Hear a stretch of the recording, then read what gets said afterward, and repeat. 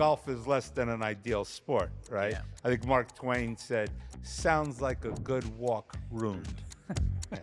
I'm there, I take a few practice swings and then hit the ball and I'm away. Does that count as a warm-up? No. I think I do. It's complex, man. There's a lot that has to go right for a good golf swing. There's a lot that can go wrong. But you can have a mechanical issue. The other sports where we have some muscle groups that are prone to tightness, same thing in golf. Play enough golf and you're doing the same thing over and over again, you're going to develop a compensation. It's going to create a dysfunction. You're going to have a mechanical issue. As the load goes up the kinetic chain, when it hits the weak link, that's where it's going to fail and you're going to feel pain. Those things can be corrected. 8 times my body weight, so that's like a small elephant loading to come through. Okay, you might look like an idiot out there, but that's okay. All right, you'll be the healthy idiot. Welcome to GV Gems, episode 3, where we focus on the lifetime sport of golf. My name is Steve Masterson from Nobol, and this is GV Gems by Gary Vitti. For those of you who may not have been around during the 90s and early noughties, Gary is the legendary former head athletic trainer for the LA Lakers. He spent decades protecting the health of some of the greatest athletes of all time, Magic Johnson, Shaquille O'Neal, Kobe Bryant, and many others along the way, helping the Lakers secure 8 NBA championships. Today, Gary is going to help all of us stay on the golf course longer, stronger, and injury-free, well into our later years. Hi again, Gary. Hi, Steve. Thanks for having me back. Okay, let's swing. Do you like that one? Let's swing right into this episode.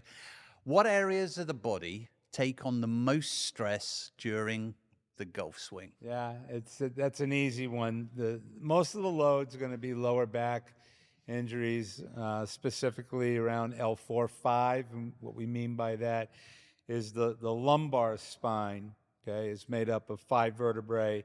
And so the last 2, L4 and L5, L5 sits on your sacrum, right on your pelvis, okay, and then the cartilaginous discs, okay, that are in between. When you hear people say I herniated a disc, okay, they're going to take the most load in golf. I know what you're talking about, Gary. I don't think I've got any disc left. Yeah. Well, you probably do, and sometimes, and a lot of times actually with golf, it's what we call discogenic, okay, genesis, okay, beginning of. So not all back problems have to do with the disc, but the ones that do in our jargon we call discogenic. So you may have some discogenic issues. But there can be other things. You can have arthritic changes that also probably started with something that was discogenic. The disc is now worn away, and now you developed arthritis. You can have what's called a stenosis. So when you look at the vertebrae, there's a hole there. They call the foramen, and your spinal cord goes down that hole. Well, let's say the hole's supposed to be that big, and now it's that big. Okay, so now you have what's called the stenosis. You don't have enough space. So now you're putting pressure up against the nerves because there's not enough space in there for your spinal cord to travel. And then, these kinds of things we call structural issues, okay? But you can have a mechanical issue, okay? So the discs are good, okay? You don't really have arthritis. You don't have stenosis, but you have back pain. Well, where's it coming from? Well, it's a mechanical issue, meaning, as we've talked about in some of the other sports where we have some muscle groups that are prone to tightness, okay? And then they turn off the neural drive to the opposing muscle groups, which are prone to weakness. Same thing in golf, okay? So if you play enough golf and you're doing the same thing over and over again, you've heard me say it a million times, you're going to develop a compensation. Compensation is going to create a dysfunction.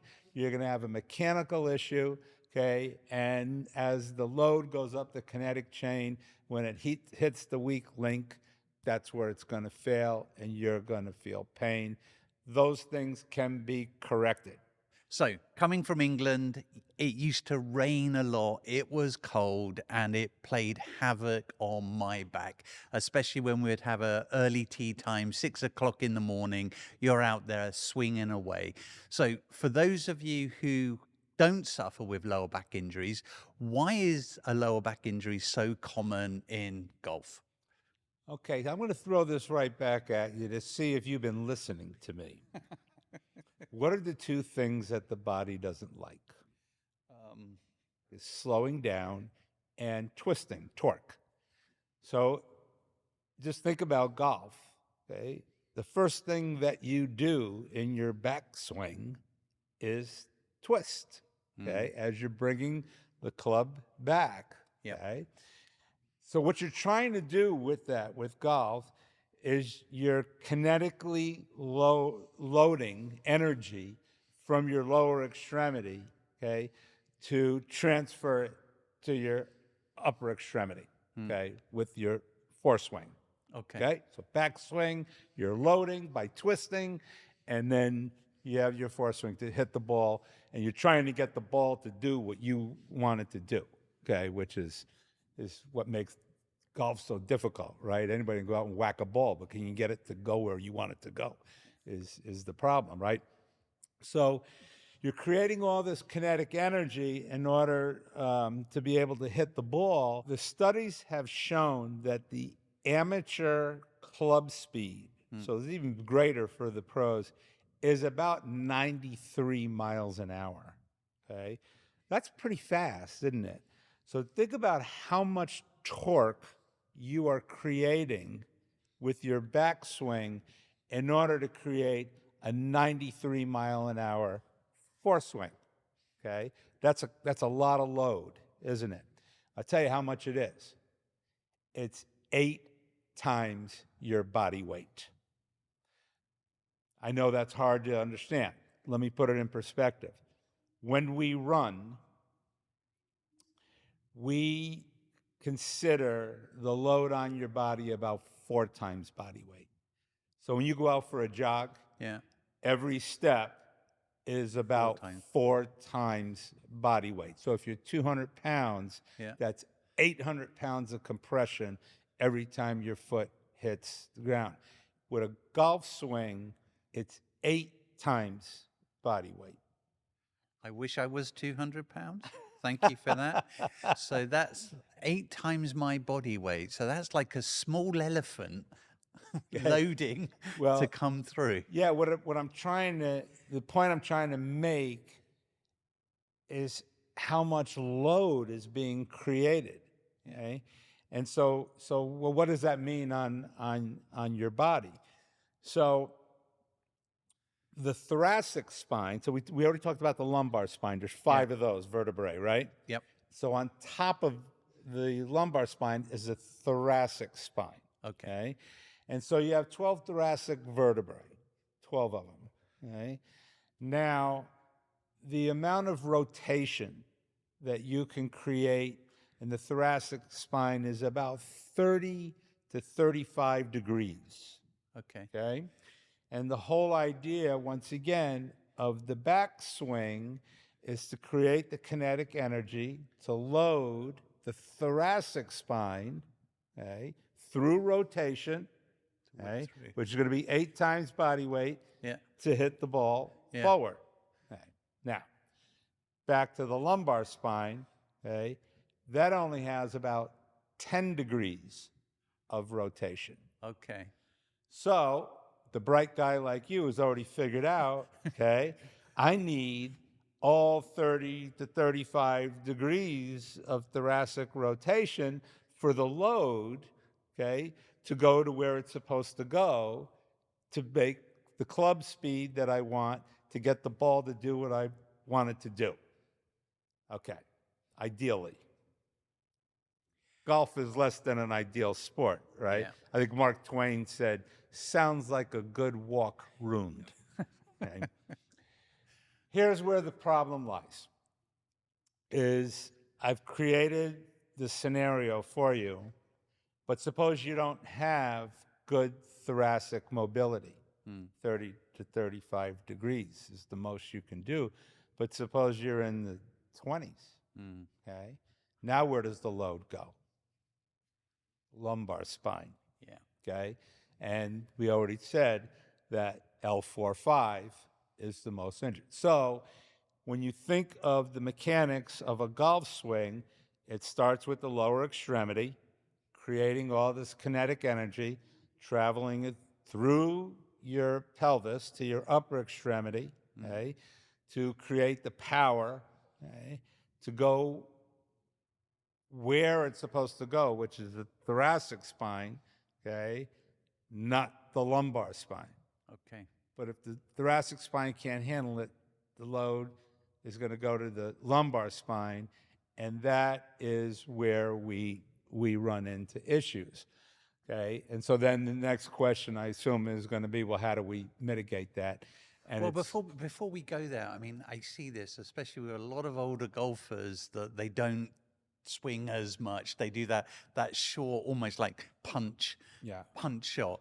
So they think that they're still getting that power, but they're just putting all of the pressure then well, onto the yeah, lumbar. they're trying to figure it out, okay, because their body can't do what ideally it should do, but they want to play, Yeah. so they create a compensation.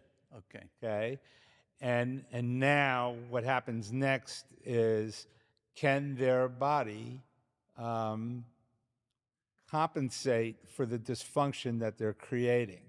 So for some people, they do pretty well.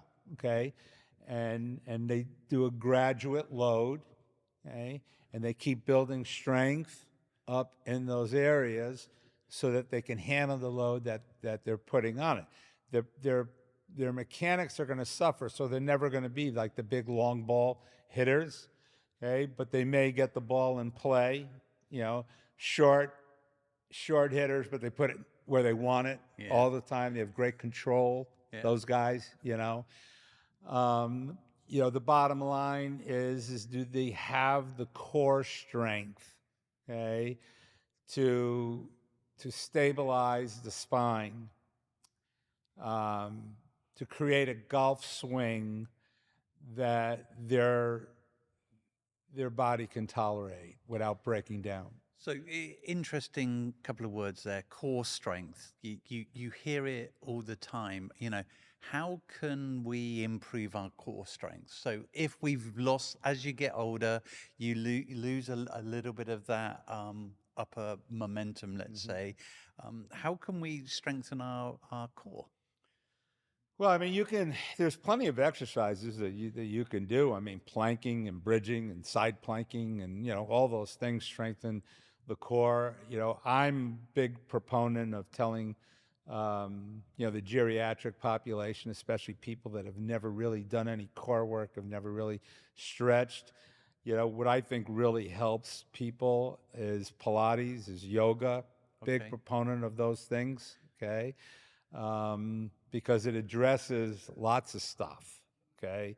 It addresses flexibility, it addresses core strength, and especially if you have a good yoga or Pilates instructor where they have classes that are geared towards specific sports, because they've studied it and they know where those loads at least are supposed to go, okay? And then they help you with your range of motion, okay? Trying to get as much range of motion in your thoracic spine as they can, okay? And as much strength and stabilization of the spine to handle the loads that you're going to put on it. You brought up some other stuff, like, we haven't even, we talked about, everything above the hips, but then you start adding hip rotation, it's complex, man. There's a lot that has to go right for a good golf swing. And as a result, there's a lot that can go wrong, okay? And as much as if you love the game that much, unfortunately, if you want to be good at golf, like any sport, you got to play golf, okay? But if you want to keep playing golf, you got to do some other stuff, okay, that's not actually on the golf course, Yep. okay? And so I think, Pilates, yoga, those kinds of exercises, doing stuff at home, like I said, planking, bridging, side planking, all the core stuff. And we're talking about the deep core muscles. I still hear people, they think when they're talking about core, they're talking about abs. I'm not talking about that. I'm talking about the deep pelvic muscles and the obliques, transverse abdominis, these muscles. And then finally, like I've said in other sports, lifetime sports, it's really good to take a lesson. Yeah. Okay. All right. Because, or get video of yourself. It's really hard to self correct. Okay. In any sport, even the pros. Okay. They look at videotape of themselves. They have other people that are looking. Didn't you put a mirror up for one of the athletes once? Yeah. So to try to put this maybe even a better perspective, try to imagine your body as in terms of physics. Okay, so our musculoskeletal system is nothing more than a bunch of levers and fulcrums. Okay, the levers are the bones, the fulcrums are the joints.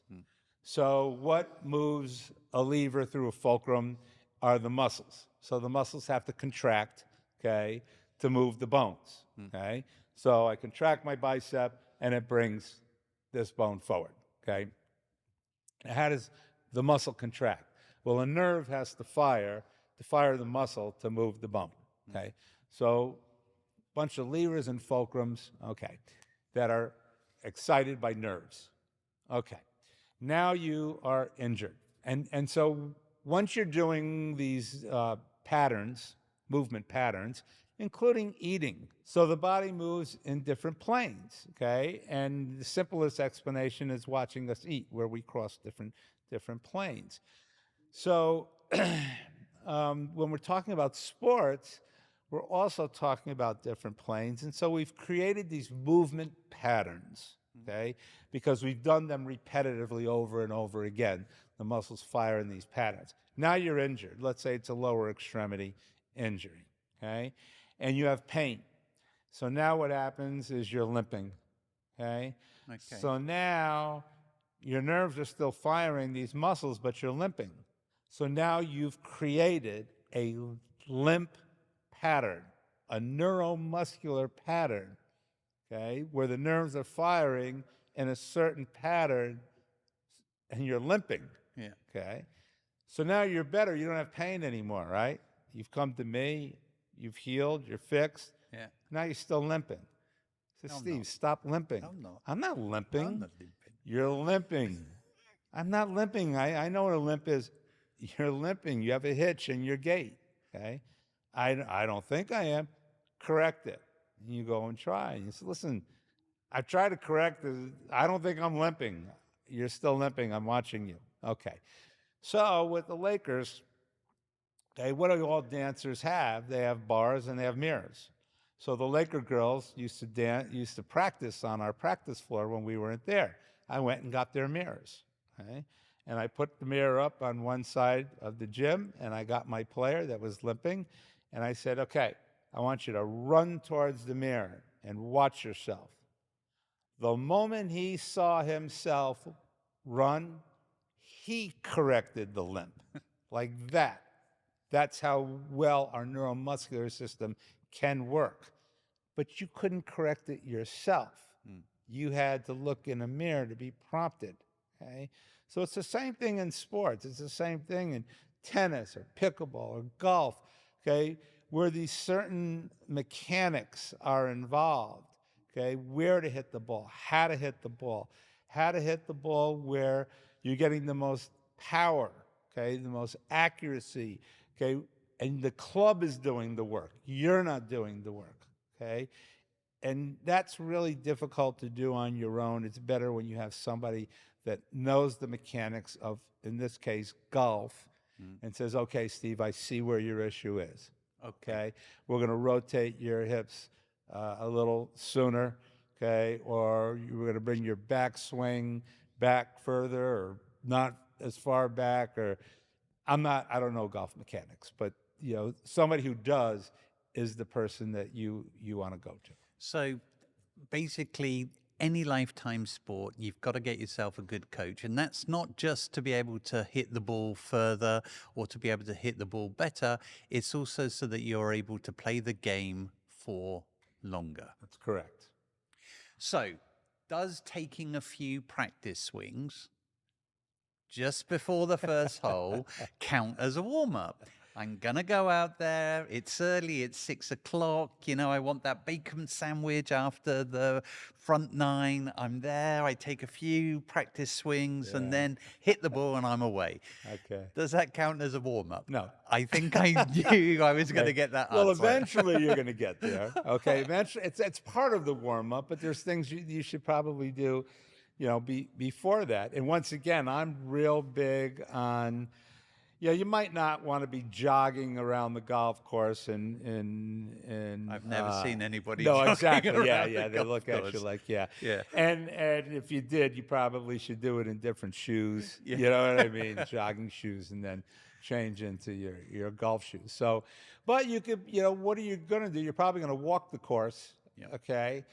So I would get some walking in first, and maybe some sidestepping, maybe some retro walking backwards. Okay, you might look like an idiot out there, but that's okay. All right, you'll be the healthy idiot. So I think you want to do that, and then you want to do things that are similar to sports. So before you even address a ball, you can start doing twisting motions, things that are similar. Okay. To a golf swing.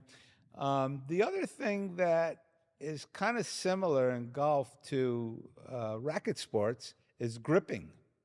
You got to grip a club, okay? And so maybe warming up your grip and doing some stretching of the muscles that attach to the elbow, okay?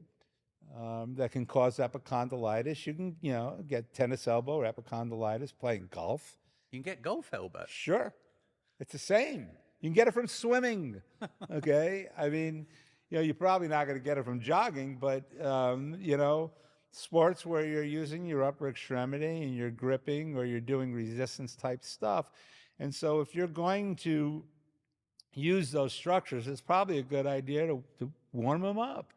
You know what I mean? And do some gripping motions and maybe do some stretching, and get here. You even stretch your fingers, after you've stretched your wrist, okay? And because all of these structures are part of the golf swing. I mean, it's really amazing when you think about golf, how much goes into it, okay? From your stance, once again, I know I sound like a broken record, but it's all about generating this force from your lower extremity through your pelvis, okay? Hopefully being stabilized by your core muscles, and then being able to hit a ball and make it do what you want it to do, and mitigate the loads where they shouldn't go, and have them go where they're supposed to go.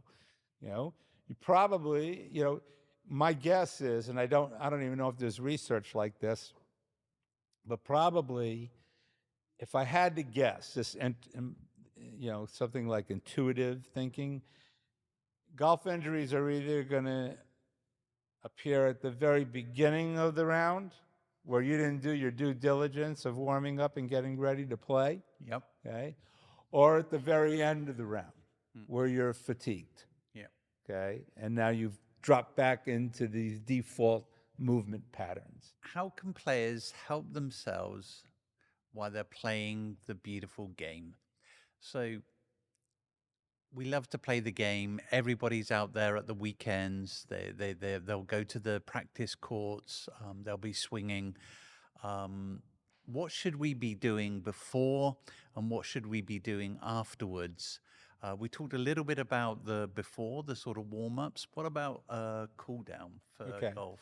Well, even before we get to the cool down part, there's after the warm up, in between the warm up and the actual playing, let's talk about the equipment. Okay. And I remember as a kid, like the shafts of golf clubs were really stiff, Yeah, right? woods were wood. Yeah. And so once again, like if you have a shaft, a club shaft that has more whip to it, okay, that's going to be less shock going up your kinetic chain Yeah. from the upper body part, from the grip onto the elbow, shoulder, okay? So having the appropriate clubs, okay, maybe the length of the clubs, Yeah. okay? So having a good set of clubs, okay, and ones that fit you, Yeah. okay? One of the things I think, we were talking about the epicondylitis, golf elbow, Golf okay? elbow, yeah. Um, hitting off of mats, okay? Because when you go to the range, if you're not hitting off of grass that has give and you're hitting off of a mat that has no give, once again, as soon as that club hits that mat, okay, there's a load that's going to go up the shaft of that club into your hand, up your arm, into your elbow. Okay. Okay. So there's all these little nuances too that people don't really think about. Okay. When you add them all together, okay, it's all important stuff. And so, it's not doing one thing right or two things right. It's doing everything right. But if you don't know, now that you've watched this and heard me talk about it, now you'll know. Okay. So back to your point, we've done all our due diligence with the warm up and everything. And now, we have our clubs and they fit us, and we've taken golf lessons, and now we've played golf. Okay. And now we're done. Okay. Probably don't need the walk around cool down like we talked about with some of the racket sports. Yep. Okay. Because that's what you've been doing. Yep. Is And we're going to walking. hydrate at the 19th hole. Well, that was going to be my first one. Okay. So before I mean, I understand that's part of the thing, right? You smoke a cigar, you're drinking, Yeah. I mean, I'd be remiss if I didn't tell you first thing, hydrate, like with water hydration. Yeah. Okay. And then if you're going to imbibe, go easy, because you're already dehydrated. Okay. And then alcohol is going to cause that much dehydration. I mean, I hate to clue everybody in here, but that's what a hangover is dehydration. Okay. Bottom line. I mean, that's it. And so that, that one other thing, I said the stuff about either early in the round or late in the round where you're more susceptible. Yep. I think it's great to walk the course, as opposed to riding in a cart the whole time. Okay. But also the shortest distance between 2 points is a straight line. Yeah. So you don't need to be walking all over the place. You know what I mean? Walk straight lines. Okay. You're getting your walking in, but you're going to get plenty steps so that you don't fatigue later in the rounds where now you're so tired, your mechanics are bad because you're fatigued, and now you're more susceptible. So once again, little nuances here and there. I was going to say, so in some of the other sports, you talk a little bit about ice in the cool down. So with golf, do we need to go to that extreme? Yeah, I think so. Yeah, sure. I mean, we're talking about, the point of the podcast is, older people staying, active. So no matter what we've done, if we've been active this long because of gravity, Yeah. right? Most of us are going to have some degenerative joint changes, okay? And some aches and pains, okay? So I'm a big proponent of cooling down and using ice, knees, elbows, joints that take a lot of load, even the back. Put a nice pack on your back, you know. Um, What about we have these like massage belts now, so vibration therapy, heat therapy, cold therapy, because for me with golf, it's definitely about the lower back. I don't feel it anywhere else, but very much on the back. So what are your views on? yeah, the ones that you mentioned, I would rather see, except for the cryotherapy, which is cold therapy, right? Yeah. I would like to see before you played Okay. vibration, okay? And there's enough significant research out there that's telling us that we're going to, vibration plates or however the gun, Yeah. whatever you're using. There's enough data out there that say we can get a positive effect, some sort of therapeutic effect. Yeah. Not sure that the research has told us exactly why. Okay, okay? Which is interesting because in my world, the more evidence-based things that we have, the more Yeah. credibility you have. Yeah. Do this because, like, if you Yeah. worked with Kobe Bryant, a lot of guys are just like, I don't want to know about the motion in the ocean. Just bring the ship in. Yeah. You know, Kobe wasn't like that. He wanted to know why, because he was intellectually brilliant at everything. Like I said, it's not enough to work hard. Work smart. Yeah. Okay. And sometimes you just have to say, listen, we're not sure why. It's clinical. When you hear clinically proven on TV, Yeah. you know what that is. That's a couple of people said, hey, I tried this. Did it work? Yeah, Yeah. that's clinically proven. Okay. It's not science-based. Okay. But there's enough data out there that it appears to help. If I had to grasp on, if maybe made me say, what do you think? Nerves respond to different things, and I think they respond to vibration, and it wakes them up. Yeah. You know what I mean? So this is why you're saying for a warm up rather Warm up, than okay. recovery. And so in a special thermo modality, meaning heating modalities, we always really want that before. Okay. Because we want to dilate vessels, Okay. to bring more blood flow in, because blood flow, warms things up. And then cryotherapy after, Okay. to constrict the muscles, okay, so we're not getting blood pooling. Now, I want to make this point, though. There's one caveat to all this hot, cold stuff, okay? So it makes a lot of sense, heat before, thermotherapy before, Warm up, cool cryotherapy down. after. Yeah. Okay. But there's also contrast treatment. Okay. What is contrast? Contrast treatment is when we start before, but we start with cold. And then we put heat on you. And then we take the heat off when we put the cold back on. And then we take the cold back off when we put the heat back on. Okay? And it's contrast treatment. And the theory behind this is that the thermomodality, the heating, is going to dilate the muscle and bring more blood flow into it and give you a warmer muscle. Yeah. But if we put cold on you first and we constrict the vessel first, Yeah. when we put the heat, we take the cryotherapy off, Yeah. and now we put the heat on you, that same vessel that we constricted, that now we want to dilate, will dilate more if it was constricted first. Okay. And it's sort of a frostbite reaction, that your body has, defense mechanism. Oh, this was too cold. Now I'm going to heat it up. Let me make sure, okay? And so now, and the other thing you're doing too is you're creating this pumping action, okay?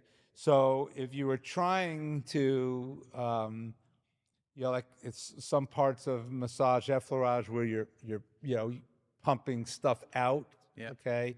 Well, think about it. Now you're creating this pumping action, constriction, blood flow, constriction, blood flow, constriction. And what are you doing? You're moving stuff out, into the lymph and So byproducts of So exercise. it's sort of activating the muscles. So really good for warm up. Yeah, not so much activating the muscles. as it is the vessels, but then that gets complex because our venous return. I shouldn't have said Yeah. anything. Our venous return. Well, do you know how blood gets back to your heart? Come on, tell me, Gary. Okay, so your blood goes into your heart. Your heart is a muscle, right? It Yeah. contracts Yeah. and pushes the blood out. Yeah. Okay, blood goes through lungs, picks up the oxygen there, and then delivers it to the tissue. Okay. But how does it get like from your lower extremity all the way back to your heart again? Okay. Okay, so there is enough blood pressure. Okay, what blood pressure is when the heart contracts, how much pressure is there up against the arterial wall? Okay. But it's got to come back to the heart. Yep. Okay, and there is enough blood pressure to get it back, but what really helps it get back is when you look at a vein, because the arteries, the blood goes out in arteries and it comes back to the heart through the vein. Okay, Gary. We'll get back to the science in a second, but I'm not a professional athlete. I just play golf once a week. That's the only time my wife will allow me to do it. Yeah. What's the best warm up and what's the best recovery routine for me? Yeah, you're a hack. Okay. That's what we call you. You're a hack. But it's just as important for you, maybe more so, okay? Because you got to do everything right, okay? Yeah. So much like other sports we've talked about, tight hip flexors, okay? Same thing in golf. There's a lot of, stuff that's going on with the hips and transferring force from lower extremity to the upper extremity. So I like, releasing the hip flexor, stretch the hip flexor, stretch the hamstring, activate the glute. Okay. So is this the tennis ball and the foam roller? Lacrosse ball. Lacrosse ball. Lacrosse ball. Okay. Lacrosse ball. So, we did some walking Yeah. around before that. Okay. And then we kind of increased the speed. Yep. Okay. There's a lot of deceleration and acceleration in the human body with golf. And so we can kind of do a lot of those motions without even a club, or even with a club, but not with a ball. So you're not striking anything yet. Okay. Hip swings. Okay. Getting your shoulder warmed up, doing these kinds of stretches, okay, with the hand, wrist, and elbow, okay, because we have something we call golf elbow, which is basically tennis elbow. Torso twists, okay, and windshield wipers. You know what a windshield wiper is? On the car, yes. Yeah. Okay. I don't want to hit the mic, but windshield wipers are these. Okay. Okay. It kind of makes sense. And then you can do it like this, and you can do it like this, and you can cross them. And You got a funny windshield, yeah, Gary. you can make stuff up. The whole idea is to get movement. Movement's blood flow. Blood flow is warmth. Okay. Okay. And that's going to translate into hopefully more efficient movement patterns. So warm up, and then in terms of cool down, Yeah. what would you recommend? Okay. So once again, you've already walked the course. Yep. Okay. So we're probably where we want to be already there. Yeah. And then hydration, absolutely number one. Yep. Okay. Before you start pounding the alcohol. Okay. And then you have aches and pains. Okay. I'm real big on ice bags, and you don't, it's simple as getting a plastic bag and putting ice in it and wrapping around with an ace wrap to, you have all kinds of products out there that are for body parts. You have shoulder ones, knee ones, especially if, every time you play golf, your knee hurts, Yeah. Try an ice pack. Okay. So in terms of the cool down, hydration, ice pack, and not too much at the 19th hole. Okay, Gary, I'm a hack. I only get out there once a week, but I want to get out there once a week. I'm playing when I'm 70, when I'm 80. And I see people out there, and I'm sure they're 90. But what's the key for staying injury free? Yeah. Well, we've probably hit all the major things so far, but now let's talk about the little things, okay? That'll get you over the hump, okay? Get you over your heckness. Staying hydrated on the course, okay? I think is important. 18 holes is a lot, okay? And I love it when people walk the course, okay? But you don't have to walk all over the place, you know. Direct lines, point to point, shortest distance between 2 points, straight line. So not a lot of extraneous, okay, stuff. Going back to the Kobe Bryant, playing smart, not a lot of extraneous motion. Do what I need to do it well, okay. So staying hydrated, limiting my steps so that I'm not fatigued at the end of the round, which makes me more susceptible to injury. Okay, maybe not drinking as much on the course. I played a course in Austin, Texas, when my daughter lived there, and much to my surprise, here comes an old VW bus that they cut the back off, and there's an entire bar, okay, like everything, I've never really saw that. You go to you make it, halfway, you get to the ninth hole, and then there's like a little bar there, okay, but this was a rolling bar, okay, and then in this particular course, the bartender was in Daisy Dukes and cowboy boots. We were in Austin, Texas. Okay? And so you had to have a drink. You know what I mean? It would have been rude. Yes, right? Okay. clearly. Okay. But no, but the point is you didn't need 2 drinks. Okay. So limit the alcohol consumption while you're out there. Okay. And I think that'll help you keep coming back. At the beginning of the golf. So here in California we can play year round, but most places we can't. Okay, and so maybe at the beginning of the golf season, kind of take it easy. You know what I mean? Maybe don't go straight out and play 18 holes. Okay, because you haven't played in a long time, and whatever condition you were in at the end of last golf season, you're not in the same. So maybe start with 9 holes, okay? Or maybe hit a par 3 course, and especially if you're a beginner, start easy and then work yourself up to it. Be smart, okay? Think Mamba mentality, Kobe Bryant, Mamba mentality. Work hard, work smart. I mean, when you really think about it, getting ready to play golf can be almost a daily thing, even though you don't have time to play. Meaning, you're still out there, you're still active, you're still walking.